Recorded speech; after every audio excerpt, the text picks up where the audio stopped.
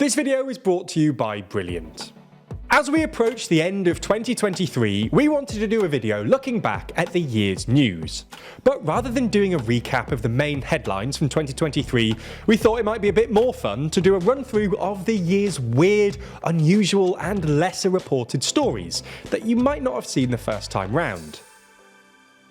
In April, a Swedish rocket hit Norway, and whilst obviously an accident, it did cause a little bit of a diplomatic stir. The research rocket was launched from Sweden's Esrange Space Centre in the country's far north and carried out experiments at a 250-kilometre altitude. But something malfunctioned, and the rocket crash-landed in the Norwegian mountains, on the other side of the border and 40 kilometres northwest of the planned landing site, though fortunately no one was hurt. Nevertheless, Norway wasn't too happy, saying they take any unauthorised activity on the Norwegian side of the border very seriously, adding that Swedish authorities had not given formal notification of the incident or the recovery effort. We'll stay in Europe for another story now, this time one from June, when the Austrian Social Democratic Party, or SPO, accidentally announced the wrong winner of its leadership contest.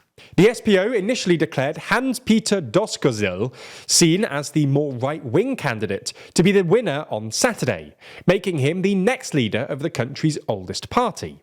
But 2 days later, it was revealed that left-winger Andreas Babler had ended up winning the vote by 53% to 47%. The SPO's election director said it was a technical error by a colleague with an Excel table that led to the incorrect winner being announced. The error was only discovered after a recount following a single missed vote. Otherwise, the result may have stood.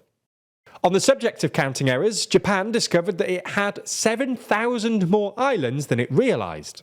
Authorities counted 14,125 islands in the latest geographical survey, which was the first one completed since 1987, when just 6,852 islands were counted. In 1987, the Coast Guard used paper maps to tally islands with a circumference of at least 100 metres. The new study followed the same criteria, but used digitised maps, aerial photographs, and other modern data. But now even that latest count is out of date, as in October and November, a series of underwater volcanic eruptions created a new mini landmass off the coast of Iwato Island. Winding back the clock now to the beginning of 2023, when Brazil inaugurated Luiz Inácio Lula da Silva as president. Notably absent was outgoing President Jair Bolsonaro, who avoided the ceremony by flying to Florida, where he would spend the next 3 months in a sort of self-imposed exile. Sightings of the former president in places like KFC and a public supermarket went viral, as did the fact that he was staying with UFC fighter Jose Aldo, whose Florida home has a Minion-themed guest room. So there's a non-zero chance that Bolsonaro woke up on the first day out of office in a Minion bed. Entertainment collided with geopolitics over summer as Vietnam banned the new Barbie movie for its depiction of the disputed South China Sea on a world map. Specifically, the very rudimentary world map shown in the film features a line which Vietnamese authorities suggested is the 9-dash line, used by China to outline its proclaimed territories in the South China Sea. 2023 also saw China publish a shiny new version of its standard map, which unsurprisingly caused much frustration among its neighbours for including things like the 9-dash line, Arunachal Pradesh and Aksai Chin, the latter two of which are territorial disputes with India. Now, whilst almost all of us got older this year, South Koreans actually got a year or two younger, as the country aligned its traditional age counting methods with international standards. The most widely used system has been the so-called Korean age system, under which South Koreans were deemed to be 1 year old when born, and a year older every 1st of January. There's also a separate system, the counting age, where babies are 0 at birth and then a year is added every January. It's this system that was used for things like conscription and legal ages for cigarettes and alcohol. But from June 2023, the law changed so that only the standard international method, that 0 at birth plus 1 on each birthday, would be permitted on official documents. In slightly more dramatic news, there was the Chinese spy balloon saga in January and February that saw the US military shoot down a high-altitude object drifting through the skies of North America. The Pentagon called it a surveillance balloon, and whilst the Chinese government confirmed it was indeed Chinese, they insisted that it was actually a meteorological research balloon. Other unidentified floating objects were identified and shot down not long after. And so the rules of engagement are assume hostile intent, and if you're in doubt, shoot it out of the sky. It was theorized, based on circumstantial evidence, that one of these objects, shot down over Canada's Yukon Territory, was actually an amateur radio transmitting balloon launched by a hobbyist group. If true, it means that a balloon costing as little as $15 was shot down by a $400-something thousand AIM-9 Sidewinder missile. Talking of the US military, it emerged last year that a one-letter typo had redirected millions of US military emails to a web operator in the West African nation of Mali. US military emails end with .mil, whereas the Malian domain is .ml, resulting in all sorts of things like diplomatic notes, travel details, passwords, and medical data being misdirected. The issue was noticed a decade ago by a Dutch entrepreneur contracted to manage Mali's web domain. He's collected over 100,000 misdirected emails, just a fraction of the total, and has been urging the US to take action for years.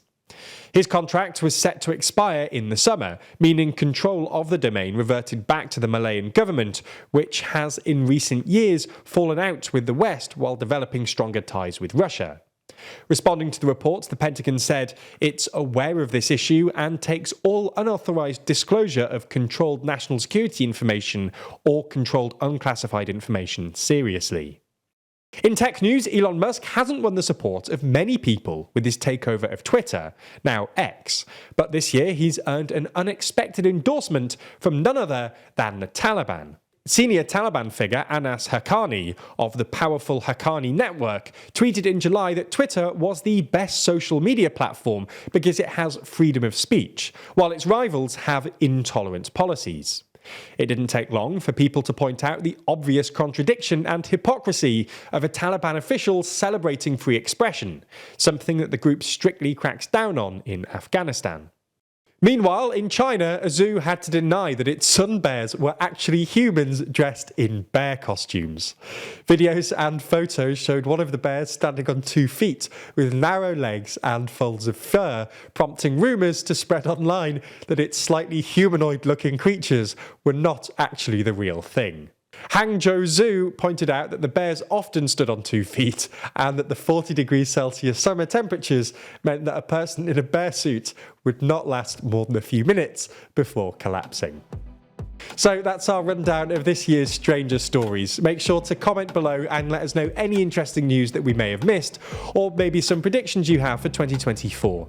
All that's left for us to say is give a massive thank you to all of you for supporting the Daily Briefing and the wider TLDR News Network this year. We hope you have a happy new year, and we'll see you in 2024. As we step into 2024, many of us are contemplating our New Year's resolutions, always looking to improve ourselves and learn more about the world around us. And while our content is always a good starting point, a lot of stuff we talk about can seem pretty complicated, especially when we dive into analytics and detailed data. But luckily there's a fun and easy way to learn more, which also doesn't cost thousands of dollars or take years and years of schooling. That's because Brilliant is the best way to learn maths, data science, and computer science interactively. And the good thing is, it doesn't take long to learn either. These complex topics are broken down into small but accessible chunks, designed around your busy schedule. Even just a few minutes a day can help you with accumulating new knowledge over time in a fun and engaging way.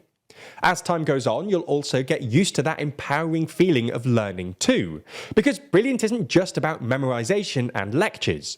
Brilliant teaches you by doing, using active learning techniques to teach you the principles behind otherwise quite complex subjects, and ensuring you actually understand what's going on. So whether you want to brush up on your basic maths skills, improve your employment prospects, or just have another New Year's resolution for 2024, you can check out everything Brilliant has to offer free for a full 30 days by going to brilliant.org/TLDR. Plus, the first 200 of you will get 20% off Brilliant's annual premium subscription. Thanks for your support.